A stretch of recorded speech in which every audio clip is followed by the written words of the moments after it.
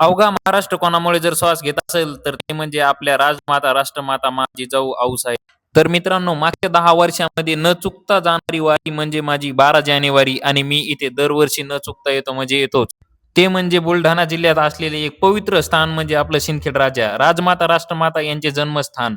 आणि 12 जानेवारी 1598 रोजी राजमाताचा जन्म झाला आणि त्यांच्या वडिलांचे नाव लखुजी जाधव असे होते. अवघ्या महाराष्ट्राला तर आपल्या आऊसाहेबांचा इतिहास सांगायची गरज नाही. पण मित्रांनो, काही काही आता नवीन मुलं आहेत, त्यांना इतिहास हा सांगावा लागतो, कारण त्यांना बऱ्याच आता शिकवला जात नाही शाळामध्ये. ही आपली शोकांतिका आहे.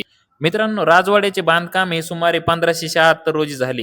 आणि त्यानंतर 1598 मध्ये आपल्या राजमातांचा जन्म याच ठिकाणी झाला मित्रांनो. त्यामुळे तुम्ही इथं आवर्जून एकदा तरी नक्की भेट द्यायला पाहिजे, जे आतापर्यंत आले नाही त्यांच्यासाठी. मग त्यानंतर आम्ही येथील दर्शन घेतल्यानंतर वाड्यावरील बाकीच्या काही वास्तू पाहण्यासाठी आम्ही निघालो, आणि सर्वात पहिले आम्ही इथे येऊन पोहोचलो इथं असणाऱ्या या तळघरामध्ये. आता या तळघराचा वापर त्या काळामध्ये कशासाठी करत असतील हे तुम्ही कमेंट करून सांगा. आता येथील बरेच जण भरपूर काही वेगवेगळे अंदाज लावत होते, पण आपण चुकीची माहिती जावा नाही म्हणून तुम्हाला काही सांगत नाही. तुम्हाला जर माहिती असेल तर तुम्ही कमेंटमध्ये सांगा. आणि त्यानंतर आम्ही येऊन पोहोचलो या दरबारी महलामध्ये. आणि मित्रांनो, येथील बऱ्याच वस्तू ह्या त्या काळच्या आहेत.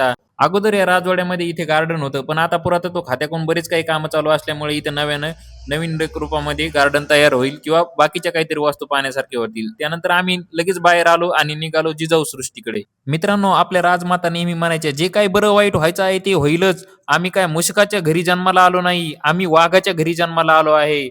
आणि अखेर आपल्या राजमाताच्या पोटी आपल्या वाघाने जन्म घेतला, म्हणजे आपले छत्रपती शिवाजी महाराज. जिजाऊ सृष्टीमध्ये तुम्हाला हा सभागृह दिसेल मोठा, आणि येथे आपल्या राजांचे केलेले पराक्रम आणि काही गोष्टी भरपूर अशा इथे दाखवलेल्या आहेत. त्या तुम्ही आवर्जून पाहिल्या पाहिजे, वाचल्या पाहिजे.